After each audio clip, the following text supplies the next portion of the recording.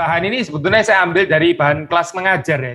Mengajar di STRI, ini mahasiswa doktoral S3, mereka akan mengambil kuliah tentang Union and Communion with Christ ya. Tapi saya pikir ayat ini bagus sekali ya, bagus. Maksudnya pengajaran tentang ini bagus sekali. Saya ingin share juga di dalam konteks ini, konteks kita sebagai orang-orang yang sudah lanjut usia gitu. Sebetulnya perkataan ini diambil dari Katekismus Besar ya, Katekismus Besar Westminster, pertanyaan 65 dulu. Apa saja kebaikan-kebaikan khusus atau manfaat-manfaat khusus yang dinikmati anggota gereja yang tidak kelihatan oleh Kristus? Jawabannya adalah anggota gereja yang tidak kelihatan menikmati oleh Kristus. Menikmati apa? Menikmati persatuan dan persekutuan dengan Dia dalam anugerah dan kemuliaan. Nah, Oma-Opa perhatikan ya, ini adalah ajaran dari firman Tuhan sendiri seperti Oma-Opa bisa melihat kalau klik di sini ya, itu di bawahnya ada Yohanes 17 ayat 21. Saya mau membaca ayat ini bersama dengan kita semua. Yohanes pasal yang ke-17 ya. Dari 20 ya, ini adalah doa Tuhan Yesus, doa Imam Besar Agung. Saya baca 17:20 atau dengan penekanan ayat 21. Dan bukan untuk mereka ini saja aku berdoa, tetapi juga untuk orang-orang yang percaya kepadaku oleh pemberitaan mereka. Jadi Tuhan Yesus di sini bukan cuma berdoa untuk murid-muridnya pada saat itu, tapi dia juga berdoa untuk orang-orang lain yang akan percaya oleh pemberitaan murid-murid itu, termasuk tentu saja saudara dan saya. Kita ini bukan hidup di dalam zaman Yesus ya. Tapi Tuhan Yesus juga berdoa untuk kita, seperti dikatakan di sini. Yaitu supaya apa? Ayat 21 kemudian dikatakan, supaya mereka semua menjadi satu. Supaya mereka semua menjadi satu. Sama seperti engkau ya Bapa di dalam aku dan aku di dalam engkau. Agar mereka juga di dalam kita. Supaya dunia percaya bahwa engkaulah yang telah mengutus aku. Ya, Oma perhatikan ya di sini ya. Ini Yesus Kristus dan Bapa itu bersatu di dalam kesatuan yang sempurna ya. Kan anak di dalam Bapa, Bapa di dalam anak. Tapi kita perhatikan di dalam konsep ini ya, persatuan ini ya atau kesatuan ini bukan satu kesatuan eksklusif yang sampai yang lain nggak bisa masuk lagi gitu ya, karena saking intimnya gitu misalnya. Bukan. Tapi kita membaca di dalam bagian ini ya, kesatuan Sang Anak, yaitu Yesus Kristus dan Bapa, itu adalah satu kesatuan yang terbuka. Satu kesatuan yang terbuka. Satu kesatuan yang mengundang orang yang di luar itu untuk masuk ke dalam. Ya. Doa Yesus Kristus sebetulnya mengatakan ini kan ya. Dia berdoa supaya mereka semua menjadi satu, maksudnya kita semua orang percaya ini menjadi satu. Lalu dikatakan agar mereka juga di dalam kita. Jadi kita bukan cuma dipersatukan antar kita, tapi kita juga dipersatukan dengan Bapa dan Anak. Nah, Oma-Opa kita membaca di dalam Yohanes ya, itu hidup kekal itu adalah pengenalan ini, pengenalan akan Bapa yang mengutus Anak, pengenalan akan Anak yang diutus oleh Bapa, dan yang bisa menyatakan ini tentu adalah Roh Kudus. Jadi kita membaca ya tentang kesatuan dengan Bapa, kesatuan dengan Anak ya, oleh Roh Kudus. Ya. Kita bersatu dengan Bapa itu karena ada Yesus Kristus yang mempersatukan kita. Kita bersatu dengan Yesus Kristus itu karena ada Roh Kudus yang mempersatukan kita dengan Kristus. Ya. Nah, ini adalah sebetulnya goal ya daripada kehidupan Kristen. Gitu. Kehidupan Kristen itu goalnya itu bukan yang seperti dikejar di dalam dunia ini ya. Dunia ini punya banyak goal ya, tentang apa itu kehidupan orang yang sukses, termasuk untuk kehidupan orang-orang yang sudah lanjut usia. Apa yang dianggap sukses ya untuk orang-orang yang sudah lanjut usia? Mungkin ya dunia bisa mengatakan, oh itu yang anaknya baik-baik, anaknya sukses ya. Oh ini nggak taruh ini orang tuanya ke rumah jompo, tapi dirawat di rumah dengan setia, dengan sabar. Oh, bisa saja itu bukan jelek sih memang ya. Bukan sesuatu yang harus jelek lah ya. Tapi ini bukan yang dibicarakan di dalam kekristenan ya. Kalau cuma itu saja, itu nggak perlu Yesus Kristus. Kalau goal kita adalah kita dirawat, di rumah, diurus baik-baik oleh anak kita, dihormati, dikasih uang belanjaan, diajak pergi-pergi. Ya itu nggak usah Tuhan Yesus Kristus lah kayak gini itu. Yang nggak mengenal Yesus Kristus juga bisa kok mengalami itu. Tapi apa yang membedakan di sini ya, membedakan yang membuat ini unik ya, yaitu seperti yang dikatakan di sini, yaitu bahwa kita ya itu semakin menikmati persekutuan dengan Bapa dan dengan Sang Anak, yaitu Yesus Kristus. Yang menarik kalau kita membaca di dalam bagian ini ya, ada ya pertama ini union and communion itu dibedakan gitu ya. Kesatuan dan persekutuan itu dibedakan, tapi juga ada pembedaan in grace and glory, yaitu di sini dalam anugerah dan kemuliaan. Union with Christ in grace, kesatuan atau persatuan dengan Kristus di dalam anugerah. Communion with Christ in glory, persekutuan dengan Kristus di dalam kemuliaan. Ya, jadi kalau kita bicara persatuan, kita bicara anugerah. Kalau kita bicara persekutuan, kita bicara kemuliaan. Ya. Di dalam pertanyaan yang berikutnya, ya di dalam ini, kalau kita membaca seterusnya di situ dijelaskan ya, di dalam pertanyaan 66 misalnya. Ya. Apa sih persatuan orang-orang terpilih, orang-orang pilihan dengan Yesus Kristus? Lalu dijawab persatuan orang-orang terpilih dengan Kristus itu merupakan hasil dari karunia Allah, anugerah Allah. Nah ini yang disebut union in grace. Ya. Ini adalah persatuan dalam anugerah. Persatuan dengan Kristus ini adalah pemberian Tuhan. Ini adalah rahmat Allah. Ini adalah karunia Allah. Olehnya, Westminster mengatakan, mereka digabungkan dengan Kristus secara rohani dan mistik. Penggabungan dengan Kristus secara rohani. Namun ini adalah sungguh-sungguh dan secara tidak terpisahkan. Sehingga Kristus menjadi kepala dan suami mereka. Hal itu terlaksana melalui panggilan yang efektif. Ya. Kita membaca di dalam konsep ini ya, ada persekutuan mistik, ada persekutuan rohani. Apa artinya rohani, apa artinya mistik di sini ya? Maksudnya ini bukan bicara tentang persekutuan yang kelihatan yang bisa dilihat oleh mata jasmani kita gitu ya. Ini adalah di dalam spiritual realm, ini adalah di dalam wilayah rohani. Ya. Gak semua orang bisa melihat ini, kita melihat ini itu adalah karunia Tuhan. Cuma orang-orang yang lahir baru yang bisa menikmati ini, orang yang gak lahir baru, gak mengerti ini. Apa sih maksudnya? Bersekutu dengan Kristus, Kristus adalah kepala, apalagi Kristus adalah suami saya sudah meninggal, sudah lama gitu. Apa maksudnya Kristus adalah suami? Mereka gak mengerti. Gak mengerti hubungan cinta dengan Kristus sang mempelai laki-laki ini. Mengapa sih? Ya karena hanya orang yang lahir baru yang mengerti. Yohanes mengatakan, kecuali kita ini lahir baru, kita tidak bisa melihat kerajaan Allah. Melihat kerajaan Allah itu orang harus lahir baru. Orang yang dilahirbarukan oleh Roh Kudus itu percaya kepada Yesus Kristus. Yesus Kristus yang seperti apa? Nah, yang kita belajar di dalam hari ini yaitu Yesus Kristus yang dikaruniakan, yang dengannya kita bersekutu itu. Yang dengannya kita dipersatukan secara mistis, secara rohani.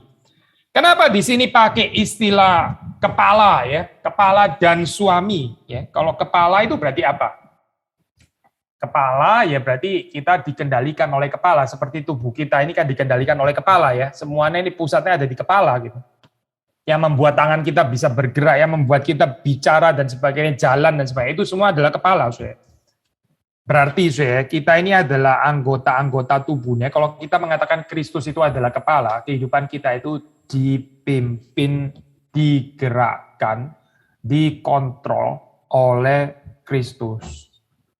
Semakin kita lanjut usia ya, bukan semakin kita karena makin lanjut usia terus, oh dulu waktu saya muda, saya belum terlalu berhasil, saya disuruh-suruh orang, mesti taat ya, mesti ikut ya. Sekarang sudah tua, saya lain, saya sudah berhasil, saya sekarang nyuruh-nyuruh orang. Orang yang lain mesti taat kepada saya karena saya tuh lebih tua tuh dari mereka gitu. Orang lain harus menghormati saya. Maka saya yang bicara, mereka yang taat kepada saya. Oke lah, sudah ada betulnya memang ya. Ada betulnya, nggak sepenuhnya salah. Tetapi kalau kita membaca di dalam Alkitab ya, Tuhan Yesus tuh pernah mengatakan kepada Petrus kalimat seperti ini. Waktu kamu muda, kamu berjalan ke tempat yang kamu kehendaki. Waktu kamu muda, kamu berjalan kemana yang kamu sendiri suka lah. Tetapi waktu kamu makin tua, makin mendekati perjumpaan dengan Kristus ya, itu orang akan membawa kamu untuk berjalan ke tempat yang tidak kamu kehendaki. Apa perhatikan ya prinsip ini ya. Tuhan Yesus Kristus mengatakan apa ya? Waktu kita muda, saya terjemahin bebas saja. Waktu kita muda, kita boleh seenak sendiri. Katanya Yesus Kristus. Waktu muda, kamu berjalan kemana kamu kehendaki. Waktu kamu tua ya, waktu kamu akan meninggal, kamu mengikut Kristus. Jangan dibalik ya ceritanya ya. Kalau dibalik ceritanya kita nggak sepakat dengan Yesus Kristus. Yesus Kristus mengatakan yang jalan sendiri ya, yang nggak mau bergantung kepada pimpinan Tuhan, itu waktu muda, waktu masih belum matang, waktu masih kanak-kanak, ya suka jalan sendiri. Waktu semakin tua, semakin tunduk, semakin taat kepada Tuhan. Tapi Om Apa perhatiin ya, dunia ini mengajarnya terbalik. Dunia ini bilangnya, kamu waktu masih muda disuruh-suruh orang jadi pegawainya orang. Ya gak apa-apa lah, nanti kalau sudah berhasil kamu yang suruh-suruh orang, kamu yang jadi bos gitu ya. Makanya selagi muda bekerja keras saja gitu, bekerja keras disuruh-suruh orang, gak usah terlalu baper, gak usah sensitif. Gak apa-apa, nanti giliran lu bisa balas dendam waktu lu tua, lu suruh-suruh orang gitu ya misalnya ya. Itu cerita dunia, bukan cerita di dalam Alkitab. Cerita di dalam Alkitab justru waktu kita muda, kita tuh sukanya mengendalikan diri kita sendiri, kita kontrol sendiri, kita pergi ke tempat yang kita mau. Tetapi waktu tua itu ada ketaatan yang lebih. Kita itu lebih bisa berserah, kita lebih mau mengikuti Kristus Sang Kepala. Orang yang makin tua itu adalah makin rendah hati, bukan makin sombong. Orang yang makin tua itu makin bisa menundukkan diri di bawah kehendak Tuhan. Itu betul-betul dia menjadi semakin tua, semakin matang ya, di dalam Kristus. Selain kepala, di sini juga bicara tentang husband. Ya, tadi kita mengatakan, ya ini hanya bisa dilihat dengan mata iman. Ya, ini urusan kerajaan Allah. Kalau kita bicara, saya ada husband sendiri kok ya, saya ada suami sendiri. Kenapa kok bicara Kristus itu suami gitu ya? Sebetulnya ini betul bukan cuma untuk perempuan ya. Saya yang laki-laki pun, ya, kita mengatakan Kristus juga adalah suami. Maksudnya apa, saudara? Gereja itu adalah mempelai wanitanya Kristus. Gereja, kita semua ya. Gereja itu adalah mempelai wanitanya Kristus. Hubungan antara gereja, hubungan antara jemaat dan Kristus itu adalah hubungan suami istri. Ya, jadi maksudnya apa ya? Yang paling sederhana adalah, ya ini bicara tentang hubungan cinta. Dua hal ini penting ya. Satu itu Kristus kepala, berarti kita mesti taat ya.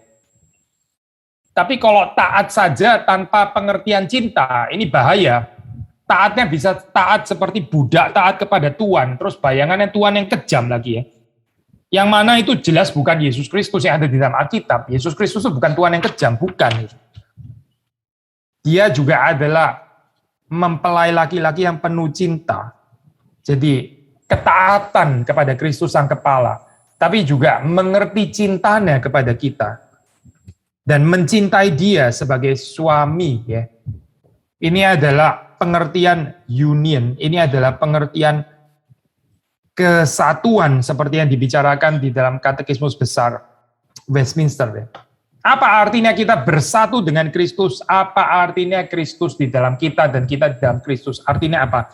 Artinya kita itu digabungkan dengan Kristus yang adalah kepala dan suami.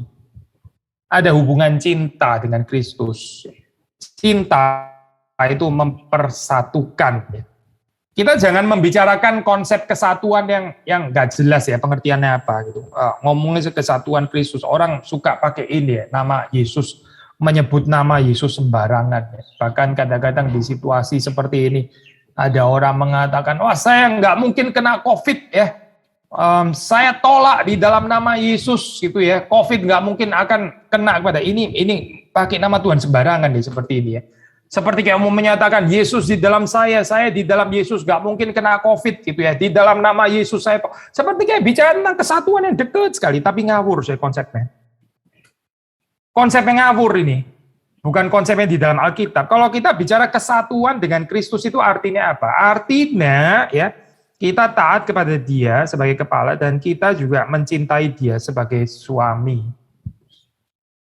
Kita mencintai Kristus di atas semua yang lain karena Dia terlebih dahulu mencintai kita. Nah, di dalam katekismus ini sudah diajarkan bahwa selama kita berada di dalam dunia ya, di dalam kehidupan yang sekarang, kita memang sudah mencicipi ya ini, mencicipi persatuan dengan Kristus, termasuk juga persekutuan dengan Kristus. Tapi nanti ya, waktu kita berjumpa dengan Tuhan, waktu kita mati ya, waktu kita kembali kepada Tuhan, nah itu kita akan menikmati persekutuan itu dengan lebih penuh lagi. Ya, ini berapa minggu lalu, saya lupa ya, ini mungkin pertama kali saya ngomong lagi di lansia setelah papa saya meninggal ya. Berapa kali saya renungan di lansia waktu itu seingat saya yang terakhir mungkin papa saya masih ada ya, dan sekarang sudah dipanggil Tuhan. Saya bersyukur meskipun tentu secara manusia kita pasti sedih. Tapi saya bersyukur kenapa saya? Ya karena dia sudah bersama dengan Tuhan, dia bisa bukan lagi mencicipi ya, persekutuan di dalam kemuliaan itu, tapi dia bisa menikmati sepenuh-penuhnya. Selama kita masih dalam dunia, kita itu melihat kemuliaan Kristus itu masih samar-samar. Makanya kita kadang masih tergoda dengan konsep kemuliaan dunia. Kita masih tertarik ya dengan kemuliaan dunia, mungkin dengan kemuliaan diri kita, kemuliaan keluarga kita dan sebagainya. Ada orang bangga sekali ya, bangganya kelewatan dengan anaknya, dengan cucunya. Demikian membanggakan. Kurang melihat kemuliaan Kristus. Kalau orang melihat kemuliaan Kristus ya, itu semua kebanggaan-kebanggaan yang dibanggakan orang di dalam dunia itu. Kelihatan seperti kayak pucat sekali, kelihatan seperti kayak gelap ya, gak bisa banding dengan kemuliaan Kristus. Di sorga ya, orang itu melihat kemuliaan Kristus secara sempurna. Di dunia ya, karena kita masih ada dosa, kita masih bergumul melawan dosa. Kita ini enggak sempurna ya di dalam Di dalam penghayatan kita akan kemuliaan Kristus. Tapi nanti ya, kita bisa melihat muka dengan muka. Kita akan lupa akan diri kita sendiri. Kita akan seperti tenggelam ya, di dalam pemandangan kemuliaan Kristus itu. Tapi apa sih artinya ini? Ya, communion in glory ini apa artinya? Apa artinya persekutuan dalam kemuliaan Kristus? Nah, itu kita baca kalau di dalam Katekismus Besar Westminster, itu di dalam pertanyaan 83 ya, 83 ya. Ya, ini mungkin pertanyaan terakhir yang kita mau baca, tapi agak padat isinya. Pertanyaannya berbunyi seperti ini. Apa itu persekutuan dalam kemuliaan dengan Kristus yang dinikmati anggota-anggota gereja yang tidak kelihatan dalam kehidupan ini? Jawabannya adalah, dalam kehidupan ini, anggota-anggota gereja yang tidak kelihatan dikaruniai buah-buah sulung kemuliaan bersama Kristus. Karena mereka itu anggota Dia yang adalah kepala mereka. Sehingga dalam Dia, mereka mendapat bagian dalam kemuliaan yang Dia miliki sepenuhnya. Sebagai panjernya, sudah tahu panjer ya? Ya, uang muka, betul ya. Perskot ya, itu dari bahasa Belanda ya. Perskot ya, sudah tahu ya, itu istilah, kalau ini oma opa dulu, pendidikan Belanda pasti ngerti ya ini istilah, perskot. Itu uang muka gitu ya, down payment, dikasih dulu sebagai cicipan. Memang belum sepenuhnya sih ya, belum sepenuhnya, tapi sudah diberikan sebagian. Bukan karena Tuhan pelit ya, bukan. Tapi karena memang kita belum bisa menampungnya, selagi masih di dalam dunia yang berdosa, ini kita nggak bisa menampung semuanya. Makanya baru diberikan sebagian, ini namanya panjer, ya, uang muka, persekot itu. Nah, sebagai panjer ini ya, mereka menikmati kita ini menikmati kesadaran akan kasih Allah terhadap diri kita. Damai di dalam hati, sukacita oleh Roh Kudus, pengharapan akan menerima kemuliaan. Nah, kita mau bicara sedikit detail ya, beberapa hal ini ya. Apa yang dimaksud di sini dengan menikmati persekutuan dengan Kristus dalam kemuliaannya? Artinya itu apa sih? Artinya ya, sekali lagi ya, kepenuhannya itu nanti di sorga. Tapi di sini kita perlu mempersiapkan diri ya, supaya nanti di sorga kita nggak kaget. Maksudnya kalau kita di sini nggak tahu apa-apa tentang ini ya, tentang persekutuan dengan Kristus dalam kemuliaannya. Kalau kita nggak tertarik sama sekali dengan ini ya, Saya kadang-kadang bercanda, gitu. Nanti di sorga nggak kerasan loh. Di sorga nggak kerasan kan repot ya. Cuma ada satu tempat yang lain lagi gitu, nggak ada banyak pilihan sih. Kalau nggak sorga ya satunya yang itu sudah tahu gitu. Kita itu harus ada kontinuitas ya, ada apa ya, ada keberlanjutan dengan kehidupannya di sini dengan kehidupannya di sorga gitu. Jangan sama sekali kontras. Di dunia kita sukanya apa, entar tiba-tiba di sorga jadi apa gitu ya. Itu nggak lucu ya cerita seperti itu. Di dunia misalnya, di dunia kita nggak tahu apa-apa dengan kemuliaan Kristus, kita nggak tertarik sama sekali, tahunya cuma kemuliaan diri sendiri misalnya gitu ya. Tapi di sorga kita mesti selalu melihat kemuliaan Kristus. Ini kan nggak nyambung ya sebetulnya gitu. Maka ini loh saya, kontinuitas saya, sambungannya ini bagaimana gitu. Nah, Katekismus Besar Westminster mengatakan ini, ada beberapa hal yang dimaksud dengan persekutuan dalam kemuliaan Kristus itu maksudnya apa? Yang pertama, kita ini menikmati ya, kesadaran bahwa Allah itu mengasihi kita. Sekali lagi ya. Apa artinya persekutuan dalam kemuliaan Kristus? Artinya yang pertama adalah kita ini bisa menikmati, ya, meskipun nggak sempurna di dalam dunia sekarang ini, bahwa kasih Allah itu sudah diberikan di dalam hati kita. Kita bisa membaca ayat Alkitab yang penting ya untuk ini. Roma 5 ayat 5. Roma 5 ayat 5. Dan pengharapan tidak mengecewakan, karena kasih Allah telah dicurahkan di dalam hati kita oleh Roh Kudus yang telah dikaruniakan kepada kita. Ya, saya pikir jelas sekali ya ayat ini ya. Siapa sih di dunia ini yang nggak pernah kecewa gitu? Oma Opa pernah kecewa nggak? Atau siapa di sini yang nggak pernah kecewa? Nggak ada lah ya. Semua juga pernah kecewa. Apalagi kalau orang sudah lanjut usia. Orang lanjut usia kadang mengatakan kita ini sudah tahu pahit getirnya hidup. Gitu. Pahit getirnya hidup ya. Ya itu bicara tentang kekecewaan juga kan pasti gitu kan. Di dalam dunia orang nggak mungkin nggak pernah kecewa, itu nggak mungkin. Kita semua pernah mengalami kekecewaan. Tapi ayat ini mengatakan pengharapan ini ya tidak mengecewakan. Di dunia kita boleh kecewa, tapi pengharapan itu tidak mengecewakan. Karena apa? Ya, Om Opa perhatikan ya. Karena kasih Allah dicurahkan di dalam hati kita. Kenapa kita bisa nggak harus terlalu gampang kecewa? Ya, jawabannya bukan karena sekeliling kita itu orang baik-baik semua. Oh, saya nggak pernah kecewa, anak saya baik-baik, cucu saya hormat, ya selalu cium saya sebelum tidur, kalau pagi bilang selamat pagi. Jadi saya nggak pernah kecewa, gitu ya. Bukan itu jawabannya, bukan itu. Itu konsep pemikirannya agak egois ya sebetulnya gitu. Nggak kecewa karena orang-orang di sekitar kita itu baik-baik sama saya. Agak egois pemikiran kayak begitu. Kita ini nggak kecewa kalau menurut konsep yang ada di dalam kitab suci, bukan karena orang-orang sekitar kita semuanya baik-baik kepada kita, bukan. Tapi karena kasih Allah itu dicurahkan di dalam hati kita. Apa yang terjadi kalau kasih Allah dicurahkan di dalam hati kita? Kita tahu bahwa kita ini terutama dikasih dan dicintai oleh Allah. Orang yang di dalam kehidupannya ya, nggak terlalu sadar, atau nggak bisa menikmati kesadaran bahwa dicintai oleh Allah, dia akan cenderung mencari cinta manusia. Dan itu bisa mengecewakan, bisa sangat mengecewakan. Sekali lagi ya, kalau kita nggak mempunyai pemahaman berapa dalam ya kasih Allah akan kita ya, akan Oma Opa, kita bisa jadi orang yang terus ya mencari perhatiannya manusia, mencari cinta kasihnya manusia ya, apalagi mungkin ya saya belum terlalu mengerti ini ya, tapi di usia tua seringkali orang mengatakan ya bisa terus kemudian merasa kayak kurang dikasihi lagi gitu ya dan sebagainya. Wah ini bisa kompleks ya secara psikologis. Tetapi ingat ayat ini mengatakan kasih Allah itu telah dicurahkan di dalam hati kita oleh Roh Kudus. Ini adalah pekerjaan Roh Kudus, bukan dari Oma Opa, bukan dari diri kita sendiri, bukan dari saya. Tapi Roh Kudus yang menghadirkan itu, yang mencurahkan itu adalah Roh Kudus. Roh Kudus sendiri telah dikaruniakan kepada kita.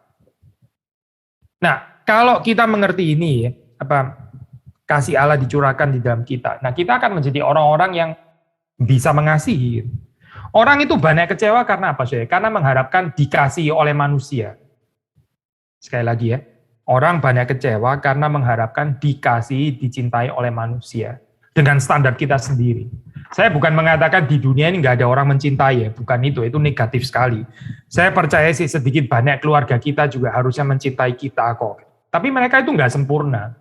Yang sempurna mencintai kita itu Allah di dalam Yesus Kristus. Nah, orang yang mengerti kesempurnaan kasih Allah ini ya, meskipun dia sudah tua, dia akan terus mencintai itu.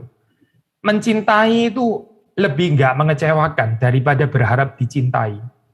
Sekali lagi ya, mencintai orang lain itu lebih nggak mengecewakan daripada berharap dicintai. Berharap dicintai, kalau ternyata nggak kesampaian, waduh bisa sakit sekali ya, sakit tuh, makan dalam itu ntar gitu. Tapi kalau kita belajar mengerti cinta kasih Allah di dalam Kristus, dan kita karena itu kita bisa mencintai, termasuk juga waktu kita terluka, tersinggung, ya bisa mengampuni juga. Bukan nggak bisa terluka, bisa tersinggung, nggak apa-apa ya. Tapi kita bisa mengampuni. Mengapa? Karena ada kasih Allah yang telah dicurahkan di dalam hati kita. Tapi coba kalau kita nggak mengerti kasih Allah, waduh alangkah pahitnya hidup ini ya, alangkah getirnya hidup ini ya. Urusannya adalah dilukai dan mungkin merasa dikurang ajari dan sebagainya. Saya ini sudah tua loh, kok masih diperlakukan seperti ini ya? Sama orang-orang yang lebih muda, akhirnya banyak kepahitan yang nggak selesai di dalam kehidupan ini. Kasihan deh saudara kehidupan seperti itu ya. Saudara nggak dipanggil untuk menuju ke sana, bukan. Itu bukan kehidupan Kristen. Kehidupan Kristen itu bukan kehidupan yang penuh dengan kekecewaan dan kepahitan, bukan. Kehidupan Kristen itu adalah kehidupan yang di dalam hatinya dipenuhi oleh kasih Allah. Yang kedua di sini dikatakan peace of conscience atau apa saya? Kedamaian hati nurani ya. Yang pertama tadi apa? Kesadaran akan kasih Allah terhadap diri kita ya. Yang kedua adalah kedamaian di dalam hati nurani. Apa artinya saya? Hati nurani kita itu enggak menuduh kita. Nah, saya nggak tahu ya pengalaman oma bagaimana gitu. Tapi ya saya pribadi ya, ini setelah bergumul papa saya meninggal. Normal lah, kita orang manusia nggak sempurna ya. Pasti ada semacam penyesalan gitu. Ada semacam penyesalan ya. Oh kalau tahu seperti ini kita akan melakukan lebih baik. Tapi sudah nggak bisa lagi kan ke sana gitu. Kadang-kadang hati nurani kita bisa menuduh kita ya. Waktu kita melihat anak kita ya, mungkin nggak semuanya berhasil. Terus kita bisa ada perasaan bersalah. Kadang gitu ya, kita melihat, waduh ini dulu karena saya salah didik kan. Dulu saya belum mengenal Kristus, makanya akhirnya anak saya jadi kayak begini, salah satu atau bagaimana begitu ya. Bisa ada rasa bersalah gitu. Rasa bersalah ini nggak gampang loh saya menyelesaikannya gitu. Saudara nggak bisa menghindar daripada rasa bersalah itu betul-betul menyakitkan ya. Saya bersaksi di dalam ini saya kesempatan waktu di kebaktian penghiburan ya. Saya mengatakan yang paling menyakitkan dengan menghadapi kematian itu adalah apa, saya? Bukan cuma sekedar ditinggalkan gitu. Kalau ditinggalkan ya udah ditinggalkan gitu ya, oke lah. Atau cuma karena nostalgia ke belakang ada hal-hal indah yang kita pernah bersama dengan. Oke, itu memang juga bisa menyakitkan. Tapi saya pikir yang paling menyakitkan dengan kematian itu adalah apa, saya? Saudara masih kepingin memperbaiki kehidupan. Saudara mau mencintai lebih dalam, tapi orang yang nggak ada lagi. Dan itu berat sekali, saya. Sekali lagi ya, saudara masih mau memperbaiki hubungan, saudara masih mau memberi yang lebih baik lagi, tapi orangnya sudah nggak ada, sudah kesempatan itu sudah nggak ada lagi. Dan itu begitu menyakitkan saya, itu betul-betul sakit. Lalu bagaimana saya? Ya kita bisa dituduh ya oleh hati nurani. Nah itulah kamu memang kurang berbakti sih gitu. Nah itulah memang kamu waktu itu agak egois sih orangnya gitu. Nah itulah kamu waktu itu ngomongnya kasar sih soalnya. Bisa ada banyak perasaan bersalah loh saya di sini. Lalu ini penyelesaiannya bagaimana gitu? Ya kita harap supaya ntar 2 bulan, 3 bulan, 1 tahun, 2 tahun lupa dengan sendirinya. Mungkin bisa terangkat lagi suatu saat ini. Tapi di sini ya, Oma Opa perhatikan ya, kalau kita bersekutu dengan Kristus, Kristus itu akan memberikan kepada kita kedamaian hati nurani. Di dalam Kristus itu ada pengampunan. Kita nggak perlu mengelak ya, kita nggak perlu menolak bahwa kita ini adalah orang yang berdosa. Nggak perlu gitu. Kita bisa dengan bebas mengatakan, iya memang saya salah. Iya memang saya ini kurang, tetapi Kristus mengampuni segala kesalahan saya. Dan ini sungguh-sungguh membebaskan. Sungguh-sungguh membebaskan. Ya. Percaya pengampunan Tuhan Meskipun saya ini ada salah. Ya dulu waktu saya muda, saya banyak salah. Saya melakukan ini, saya nggak ngerti waktu itu. Saya keliru, ya sampai akhirnya seperti ini. Ya, Alkitab mengatakan kita yang percaya kepada Yesus Kristus, kita ada hati nurani yang dibersihkan. Sehingga hati nurani kita itu tidak menuduh kita lagi. Hidup di dalam perasaan tertuduh itu sakit loh, saya sakit itu. Kita nggak bisa hidup seperti itu ya. Hidup di dalam perasaan bersalah yang nggak pernah bisa dibereskan. Wah, itu sangat berat. Tetapi Kristus bisa membereskan itu. Dia bisa memberikan kepada kita itu damai di dalam hati nurani kita. Dan bukan cuma itu sih. Dua lagi ya. Satu lagi itu adalah sukacita di dalam Roh Kudus. Bukan saja kita nggak ada perasaan tertuduh, Roh Kudus itu memberikan kepada kita itu sukacita, dan sukacita ini melampaui keadaan. Dunia ini cuma mengerti perasaan gembira, ya, perasaan gembira yang dikondisikan oleh keadaan, yang disetir oleh keadaan. Oh, kalau sehat gembira, kalau sakit langsung murung, ya, nggak ada sukacita. Oh, kalau dibesuk semua keluarga ngumpul gembira, seneng, ya. Kalau keluarga sudah balik kota masing-masing, sepi lagi, ya, muram lagi, ya. Sangat tergantung keadaan. Tapi kalau kita membaca di dalam kitab suci, ya, itu sukacita yang dari Yesus Kristus, persekutuan dengan Yesus Kristus, itu tidak tergantung kepada keadaan-keadaan. Saya bukan bilang kita nggak terpengaruh keadaan sama sekali ya. Ya itu aneh sih gitu. Maksudnya kalau ya oma opa dibesuk apa ini ya, anak cucu datang dari jauh terus kita bilang, oma sih perasaannya biasa-biasa aja ya kayak gini ya, nggak ada perubahan apa-apa, ya itu aneh namanya. Ya pasti kita boleh seneng lah ya, boleh gitu. Tapi poin yang kita mau katakan adalah sukacita itu ya, sebetulnya lebih dalam daripada sekedar perasaan gembira yang sesaat ini. Ya, saya ini orang yang lumayan suka makan. Saya kalau makan makanan yang saya suka, bisa ada perasaan gembira, betul. Ya, perasaan gembira gitu karena lidahnya ketemu sama makanan yang kita suka. Tapi ini perasaan gembira sesaat ya. Ini bukan sukacita yang dalam ya, yang dari Roh Kudus, ini berbeda. Sukacita yang dari Roh Kudus itu diberikan itu nggak gampang digeser, ya. Karena persekutuannya adalah persekutuan dengan Yesus Kristus. Ya. Kita bersukacita karena kita bersekutu dengan Yesus Kristus dan karena kita akan melihat kemuliaannya itu secara sempurna. Dan di dunia ini ya, kita sebetulnya sedang mencicipi untuk melihat kemuliaan Kristus itu. Bagaimana sih melihat kemuliaan Kristus? Ya? Yaitu tadi, ya, dengan kita mengerti cintanya, dengan kita nggak merasa lagi tertuduh hati nurani kita, dengan kita ada sukacita. Orang Kristen itu perlu ada sukacita ya, kalau dia mau jadi saksi yang sungguh-sungguh mempermuliakan Tuhan. Perhatikan ya, kalau orang-orang Kristen mukanya muram, nggak ada sukacita, gampang tersinggung, suka marah-marah dan sebagainya. Lah gimana ya orang dunia itu bisa melihat ada sesuatu yang lebih di dalam diri orang Kristen? Sukacita aja nggak ada gitu. Lebih muram, lebih suram daripada orang-orang yang nggak mengenal Tuhan. Seperti kayak orang-orang dunia malah lebih bisa berbahagia sepertinya gitu. Kita jadi batu sandungan di dalam hal ini. Saya bukan mengatakan kita kemana-mana harus tertawa-tertawa terus ya, itu gila namanya. Bukan. Sukacita ini sesuatu yang dari dalam gitu ya, yang terpancar keluar. Karena apa? Ya karena kita ini mengerti kasih Tuhan. Karena kita ini adalah milik Tuhan dan Tuhan itu milik kita. Ada sukacita. Dan yang terakhir ya, dikatakan di dalam kitab suci, kita baca aja deh, Roma 5, saya baca lah kali ini ya. Yaitu pengharapan akan kemuliaan Tuhan. Tapi saya baca dulu ayatnya ya. 5, masih di dalam Roma 5. Nah kali ini ayat yang 1 dan 2. Sebab itu kita yang dibenarkan karena iman, kita hidup dalam damai sejahtera. Ya, perhatikan ya, damai sejahtera. Damai sejahtera hati nurani itu tadi ya. Damai sejahtera dengan Allah oleh karena Tuhan kita, Yesus Kristus, ayat 2. Oleh Dia, kita juga beroleh jalan masuk oleh iman kepada kasih karunia ini. Di dalam kasih karunia ini, kita berdiri dan kita bermegah dalam pengharapan akan menerima kemuliaan Allah. Nah ini poin yang terakhir ya. Pengharapan akan menerima kemuliaan Allah. Ya. Coba kita lihat cermin deh ya. Lihat cermin sekarang ya. Oma opa lihat cermin. Ini saya bukan ini ya, mau bikin sedih bukan. Ini realita hidup. bandingin sama foto 40 tahun lalu, ayo. Gak terlalu mulia ya sekarang gitu. Saya ini lihat foto-foto papa waktu 10 tahun lalu aja. Oh, beda banget ya waktu dia beberapa hari sebelum meninggal ya, mukanya paras ya dan sebagainya. Kita waktu makin tua ya, pasti makin nggak menarik gitu.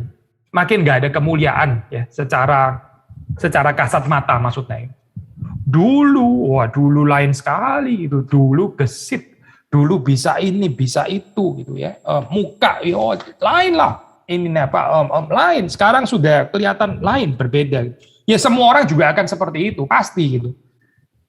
Lalu terus kemudian apa saya? Kita bersyukur di dalam Kristus kita memiliki pengharapan akan kemuliaan yang ada pada Kristus, kemuliaan Allah. Bukan kemuliaannya muka kita, bukan. Bukan kemuliaannya kesehatan kita, bukan kemuliaan kegesitannya kita dulu waktu muda. Itu semua bisa turun, bisa berubah. Tetapi kemuliaan Kristus itu enggak berubah. Ya. Berbahagialah kalau kita mengharapkan ini.